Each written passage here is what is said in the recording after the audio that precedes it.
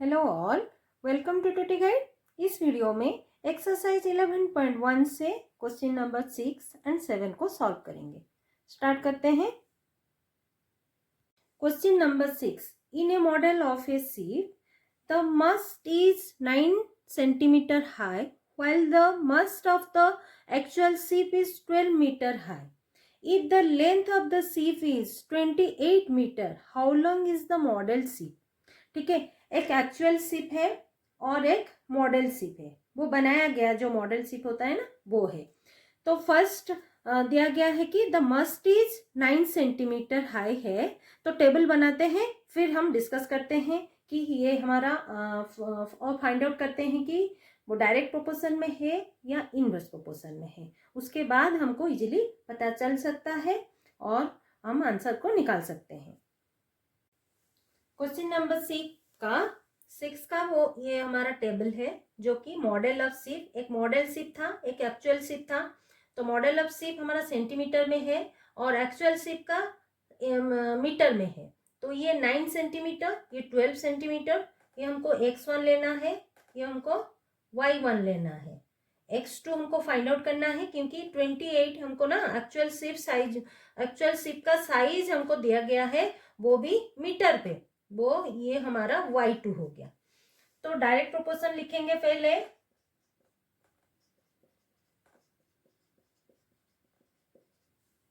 देखो ये हमारा बढ़ रहा है, ठीक है। एक्चुअल शिप का साइज ना ये 12 मीटर था, 28 मीटर हुआ। तो 12 मीटर में 9 ये कम हुआ, तो 28 मीटर में सेम कम होगा, मतलब इससे थोड़ा कम होगा। तो ये चेक करेंगे direct proportion, x1 divided by y1 is equal to x2 divided by y2। x1 कितना 9 डिवाइडेड बाय y1 12 है, is equal to x2 find out करना है और ये 28, ठीक है। तो 12 x2 को मल्टीप्लाई करेंगे, क्रॉस मल्टीप्लीकेशन, ठीक है। देन 9 इंटू 28, ठीक है। आप इसको मल्टीप्लाई करके भी आंसर लिख सकते हो। मुझे क्या करना है, देखो x2 में रख रही हूँ, 9 इंटू 28 को सेम ऐसे एज इट इज रख रही हूँ, 12 यहाँ पर ला रही हूँ। 4 में कट करूंगी, 4 3 जा और ये 4 7 जा, 3 3 जा 9। तो फाइनली x2 21 और वो भी ये कितना किस पे था, सेंटीमीटर, 21 सेंटीमीटर, जो कि आंसर है। तो मॉडल ऑफ शिप हमारा कितना होगा। क्वेश्चन नंबर 6 में how long is the model ship. तो मॉडल शिप का x2, therefore model ship length will be 21 centimetre. Answer correct. First आपको ना डायरेक्ट प्रोपोर्शन है या इनवर्स प्रोपोर्शन है वो पता कर लेना है, तभी जाके आपका आंसर ऐसे इजीली आ सकता है, क्योंकि हम बस क्रॉस मल्टीप्लाई कर रहे हैं। Correct. Next question number 7, suppose 2 kg of sugar contains 9 into 10 to the power 6 crystals. How many sugar crystals are there in first 5 kg of sugar, second 1.2 kg of sugar? Correct. तो table तो बनाएंगे, पहले हमको क्या करना है, दिया गया है 2 kg ऑफ शुगर में इतने क्रिस्टल्स हैं। क्रिस्टल्स मतलब हमारा जो दानेदार होता है ना, दाना दाना जो चीनी रहता है वो है। और हाउ मेनी क्रिस्टल्स मतलब वही दाना, वो कितने केजी, मतलब वो दाना मिलकर कितने केजी होंगे, ठीक है, वही हमको पूछा गया है। इन 5 kg ऑफ शुगर में कितने क्रिस्टल्स होंगे, ठीक है, और 1.2 kg में। तो ये ज्यादा शुगर में, मतलब 5 kg शुगर में ज्यादा क्रिस्टल रहेगा, और शुगर अगर हम कम कर देंगे तो वो कम क्रिस्टल होगा, ठीक है कि नहीं। ज्यादा शुगर में ज्यादा होगा, कम शुगर में कम होगा। क्रिस्टल मतलब क्रिस्टल को लेके हमारा शुगर बनता है ना। आप अगर 1 किलो लोगे तो 1 किलो के हिसाब से क्रिस्टल आएगा, 5 किलो लोगे तो 5 किलो के हिसाब से क्रिस्टल आएगा। ठीक है, तो उसी का टेबल बनाते हैं। और यहाँ पर हमको पता चल रहा है कि कम हो रहा है तो कम, ज्यादा हो रहा है तो ज्यादा, तो ये डायरेक्ट प्रोपोर्शन में है। करेक्ट, तो पता कर लिया डायरेक्ट प्रोपोर्शन में है, तो फटाफट करते हैं। ये हमारा टेबल है, sugar in KG, sugar in crystal form में। ठीक है, जो क्रिस्टल फॉर्म में आपको समझ में आ रहा होगा, जो छोटा छोटा चीनी हमारा बॉक्स टाइप का रहता है ना, दानेदार सूजी जो है वही, उसी को क्रिस्टल शुगर बोला जाता है। तो जब 2 kg शुगर होता है तो उसका क्रिस्टल फॉर्म 9 इंटू 10⁶ है। तो 5 kg मतलब ये बढ़ रहा है, ये कितना होगा, ये भी बढ़ेगा। तो उसको लिखेंगे पहले डायरेक्ट प्रोपोर्शन।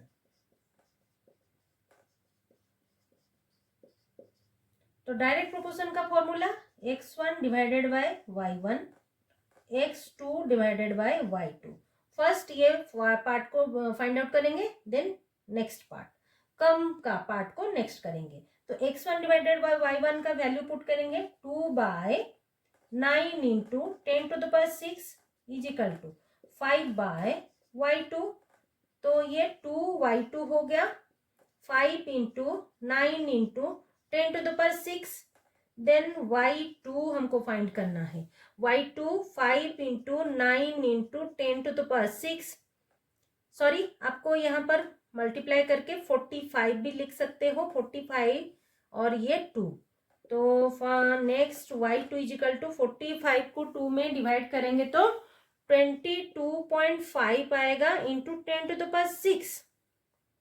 ठीक है, इसको हम स्टैंडर्ड फॉर्म में कन्वर्ट करेंगे। स्टैंडर्ड फॉर्म क्या है आप सभी को पता है, ये जो पॉइंट है हम इसको लेफ्ट में ले आएंगे।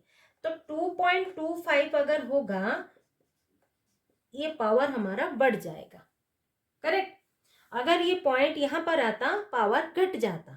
ठीक है, ये आपको याद करना है। पॉइंट हमको मतलब ये जो नंबर है ना, इसे स्टैंडर्ड फॉर्म में लिखा जाता है।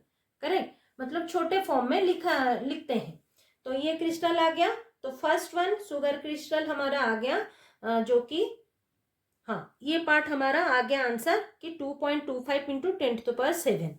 देखो 9 इंटू 10⁶ था, 2 kg जब था, 2 में 9 इंटू 10⁶, तो 5 kg हमारा 2 से 5 मतलब केजी शुगर का केजी बढ़ रहा है, तो ये भी हमारा बढ़ गया। नेक्स्ट इसको y3 को फाइंड आउट करते हैं। ठीक है, ये लिख देंगे। अगर नेक्स्ट करेंगे, आप इसको भी लेके कर सकते हो, नहीं तो ये पार्ट को भी लेके कर सकते हो। मतलब x1 divided by y1 is equal to x3 divided by y3, क्योंकि ये सारे तो इक्वल हैं। x1 y1, x2 y2 मैं लिख देती हूँ x3 is equal to y3। तो x1 y1 पार्ट हमने पहले निकाले, तो x1 y1 को इक्वल करके x3 y3 को उसका फाइंड आउट करेंगे। x1 y1 कितना, 2/y1 कितना 9 इंटू 10⁶। x3 1.2, देखो केजी शुगर के केजी हमने कम कर दिया, तो ये हमारा कम होगा। y3 पहले लिखेंगे, तो उसको नेक्स्ट सॉल्व करते हैं। सेकेंड पार्ट में इसको लेंगे, तो x1 कितना 2 divided by 9 into 10⁶ is equal to 1.2 divided by y3, 2 into y3 cross multiply कर दिए।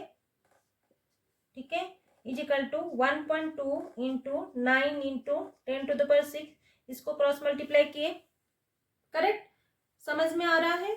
नेक्स्ट y3 तो हमको चाहिए, y3 को रखेंगे। बाकी 9 इंटू 12 9 जा 108, और वो भी 10.8 आएगा, क्योंकि एक पॉइंट के बाद हम मल्टीप्लाई करें, एक पॉइंट के बाद एक डिजिट है, तो इसे कर दिए into 10⁶ divided by 2। Next solve करेंगे y3। देखो 108 में डिवाइड करेंगे तो 54, वो भी डिवाइड भी जब करेंगे, जब मल्टीप्लाई डिवाइड करेंगे, तो सेम आपको जितने भी मतलब डेसिमल में जितने भी पॉइंट के बाद डिजिट रहेंगे आपको वैसे लिखना है इंटू, और ये एक क्या होगा 5.4 इंटू 10⁷। ठीक है, ये हो गया हमारा, सॉरी 10⁶, टू ये 54 हुआ। तो एक पॉइंट के बाद हमने एक डिजिट रखा और पॉइंट लगा दिए, और बाकी ये 10⁶ था, तो 10⁶। तो जब कम हो गया, ये हमारा कम हो गया, ठीक है, जो कि ये हमारा आंसर है। तो y2 कितना आया, y2 हमारा 2.25 10⁶ आया था, और y3 5.4 इंटू 10⁶ आया। Okay, therefore sugar, crystal sugar are there in 5 kg is equal to कितना 2.25 into 10⁶, and in 1.2 kg is equal to 5.4 into 10⁶। ठीक है, ये हो गया हमारा फाइनल आंसर, करेक्ट। आज के लिए इतना ही, मिलते हैं अगले वीडियो में। अगर ये वीडियो आपको अच्छा लगा है तो लाइक शेयर सब्सक्राइब कर दीजिएगा। कुछ डाउट है तो कमेंट बॉक्स में जरूर कमेंट कर दीजिएगा। Thanks for watching.